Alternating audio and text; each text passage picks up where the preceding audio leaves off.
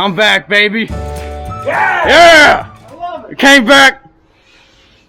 We're pouring. Attaboy. He's not shy.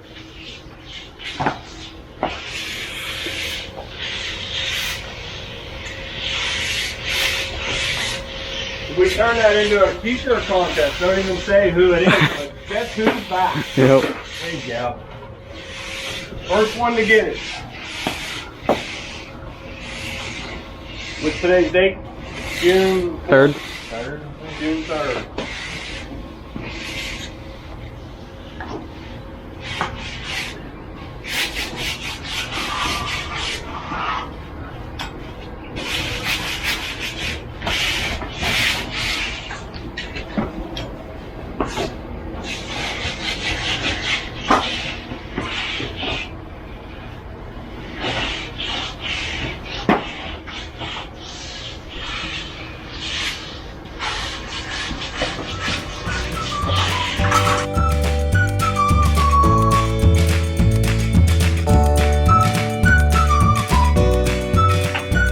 Good morning, everybody. So we prepped this patio a couple days ago, Wednesday or Thursday. Monday morning here, decided to go ahead and pour. We got some rain the other day and this hillside was wet. We were busy doing other things. So just let it dry up, and pretty easy pour, and I just focused on that rather than getting the camera set up. We just threw our cuts in. We're about a 5-foot by 5-foot pad with a border, targeting the corners, center, center, center. We couldn't get that form down, but our concrete is fading away, so any water that hits that drains away, not puddles right in front of there or runs onto the patio. Putting our rolled slate texture on it. Chris has got our heavier wheel doing the border. I'm going to follow it up behind him with our heavy stone texture. We do that quite often.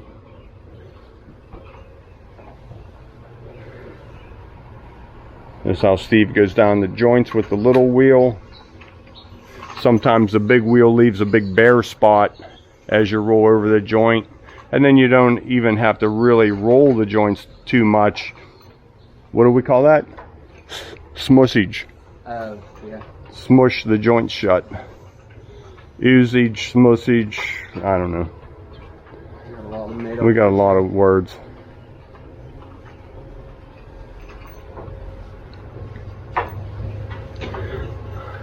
So about halfway done with texture.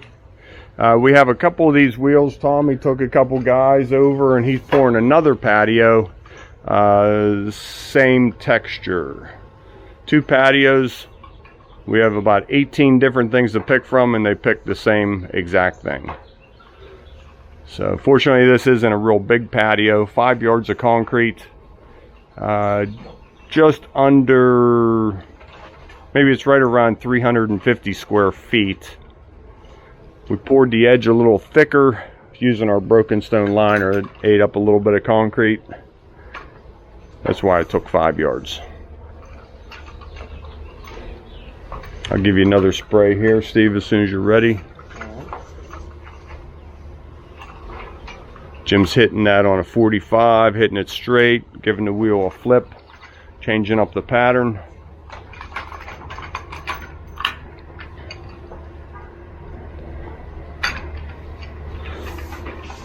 We should do a rolled slate, little wheel, and then broom the center.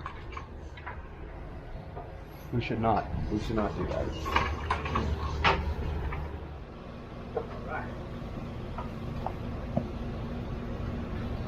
Okay. Heavy stone texture mat.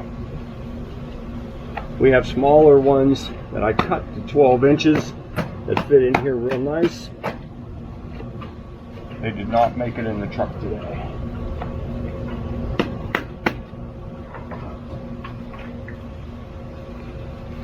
We will make do though. We will push forward onward and upward.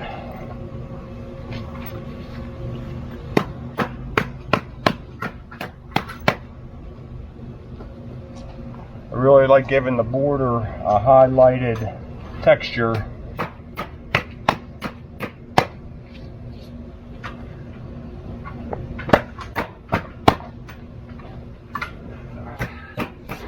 Look at this guy. He's coming right at the camera. Oh my gosh. Oh, I'm tangled in his web. Oh my gosh, get me out of here. There's got to be another way I can make a living.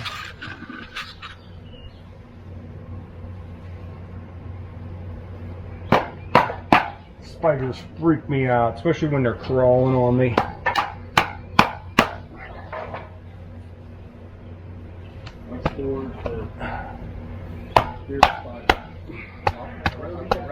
Arachnophobia. Oh my gosh.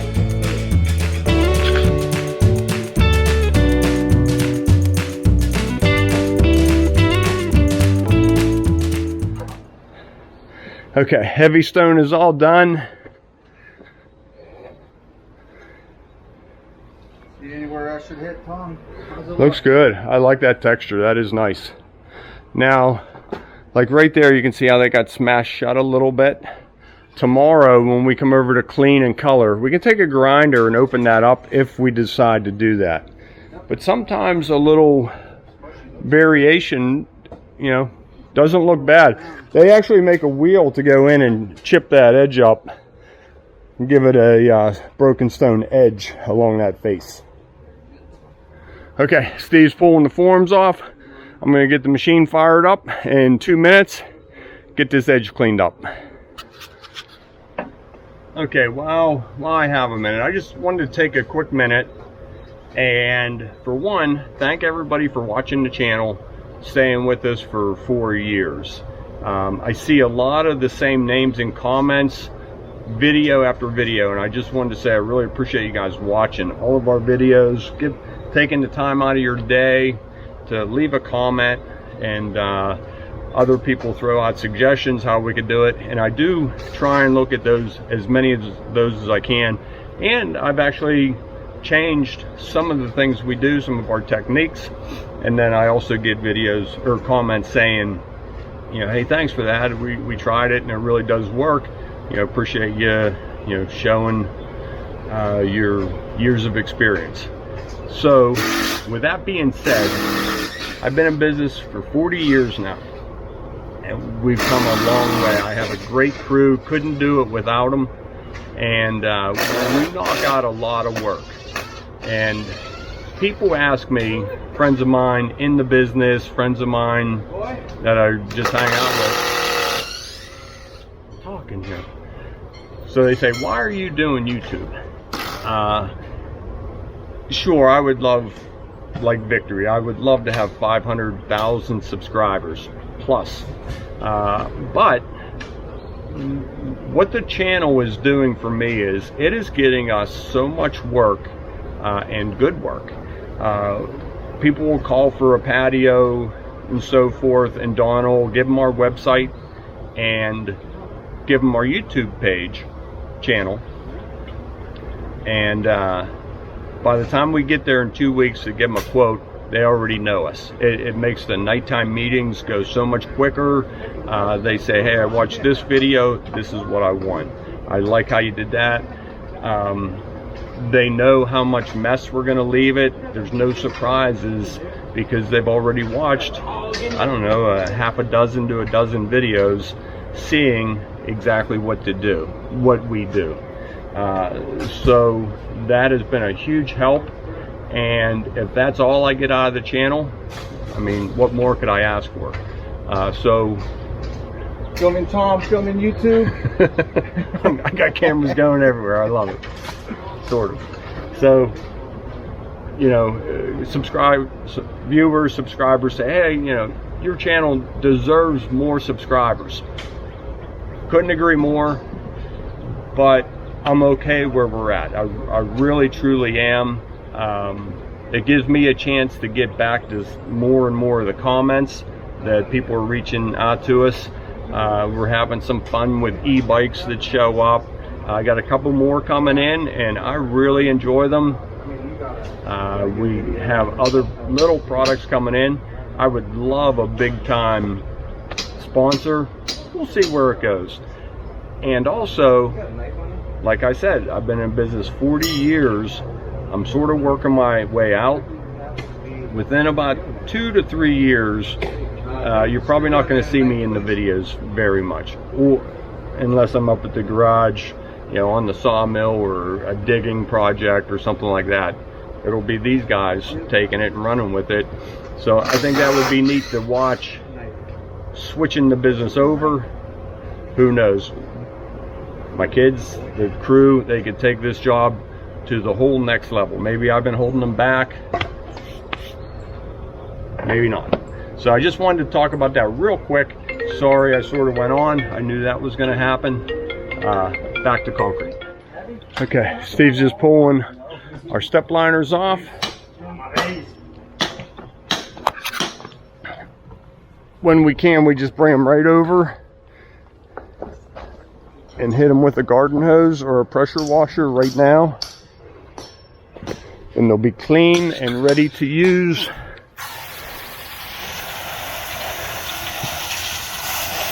Time after time.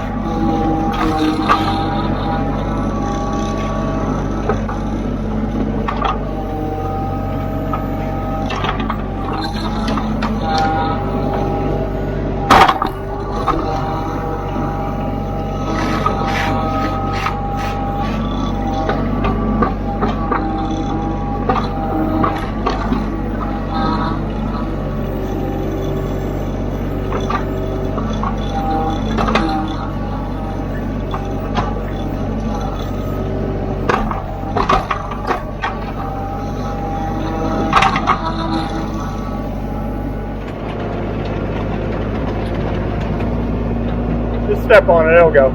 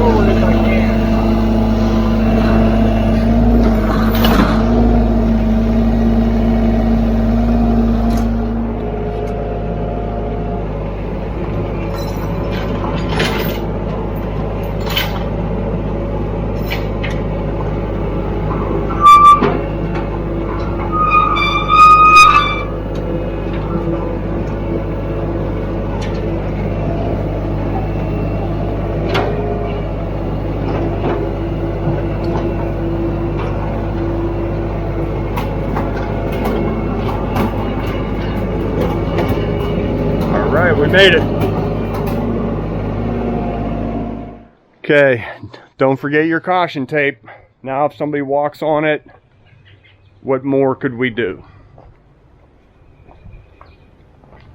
All the cuts are in, no saw cutting needed for tomorrow. We'll just come back clean, color, and seal. Okay, heading down the street, we have a big driveway to prep for tomorrow. I'll go ahead and do a little bit of filming of that today. And tomorrow will be probably the biggest pour of the week. And then rain coming back in. So they say, it all changes. But we have a couple inside floors to do as well. All right, stop and grab some cold drinks. next job. Okay, here's our second project for today.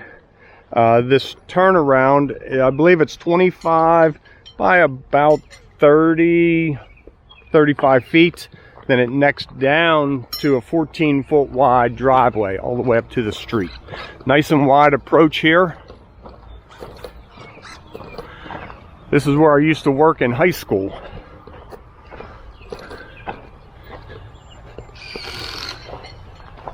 DRB. Taught me a lot about work, how to try,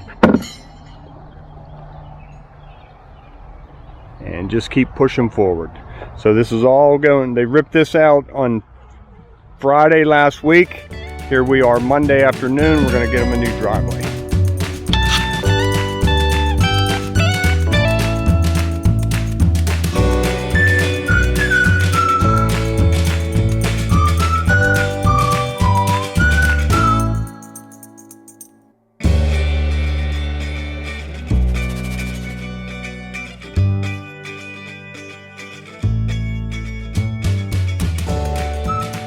Okay, there we are.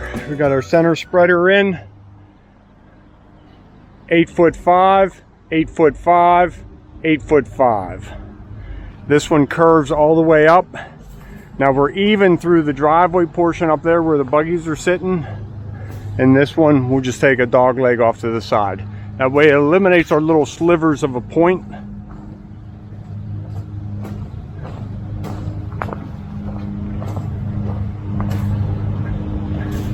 If we bring this straight up, guaranteed that's going to crack off. So we keep a little bit of meat there, and we keep a little bit of meat there. We'll have a tool cut going right across here, helping relieve all of that. Okay, see you in the morning. We're going to get all this poured tomorrow.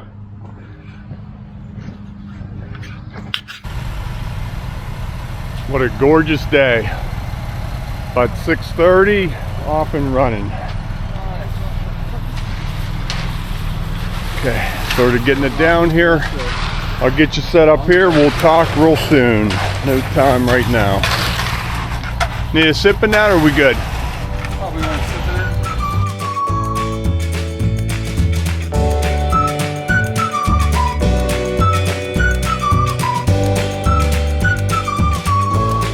in it. Okay, what we're doing differently on this driveway, we did our 1-foot border edger. We're gonna roll slated it to our broom mark. Now, as soon as this is dry, we'll antique it. Round 2, due any minute. Okay, gang, here we go.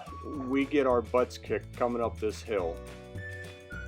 We have a great crew of guys. We were just putting the concrete in way too slow.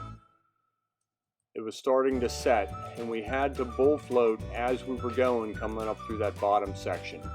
You'll notice a couple guys dropping off here, moving traction mats, bringing the power buggy down, dumping one at a time. Usually we run 2, and we can unload 10 yards very fast. This was taking us way too long, and you'll notice more and more guys dropping off, finishing concrete, leaving me with less and less manpower raking behind me. Trying to finish up the concrete as we reach the crest of the road, making the curvature just right, meet the street. Now we are scrambling across this concrete, getting it edged, getting it bordered, getting our tool cuts in. Everybody's head is down, just working as fast as we can. And oh boy, just enjoy the next couple seconds and watch us scramble.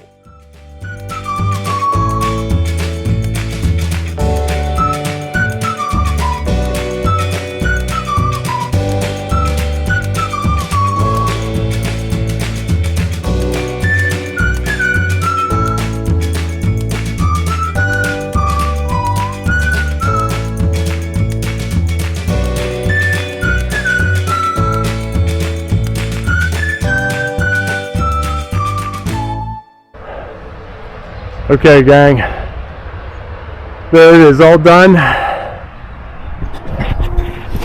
We just got our butts kicked going up that driveway. Here's what the crew of the century looks like right here. Good work, everybody. That is getting it done. All right, talk to you in about 15 minutes. Okay, after about a half-hour water break in the garage, cooling down, I think that was the worst I've ever been. I thought I was going to pass out right on that hillside right there. But the guys pulled together. Everybody was beat. Everybody was tired, angry, crabby, you name it. That feeling wheel, like just everything on it. It was crabby. Oh, I know I was. I wish I could have helped more, but after I got done pulling that board up here, I was spent. So what Steve and I were just doing, the guys are tucking the chunks back in, trying to help out with the landscaping. We're putting our storm gray permateak around the edge.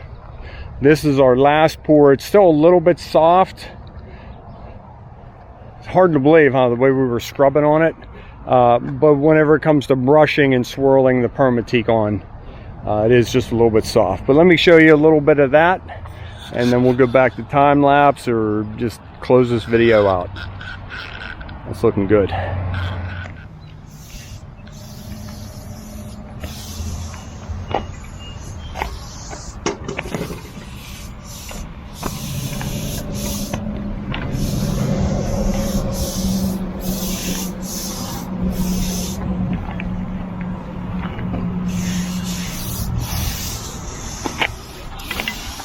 Okay, border's all colored, finishing up dirt. We'll let this dry for another hour or so, and then I'll put a splash of sealer on it, trying to let our broom marks even out. And then I'll get a coat of sealer on there. Okay, there it is, all sealed. Now as the driveway dries and lightens, the border will stay dark. It'll be a real nice contrast. Not one of our, this should have been a super easy driveway. I made a couple of mistakes in our approach here.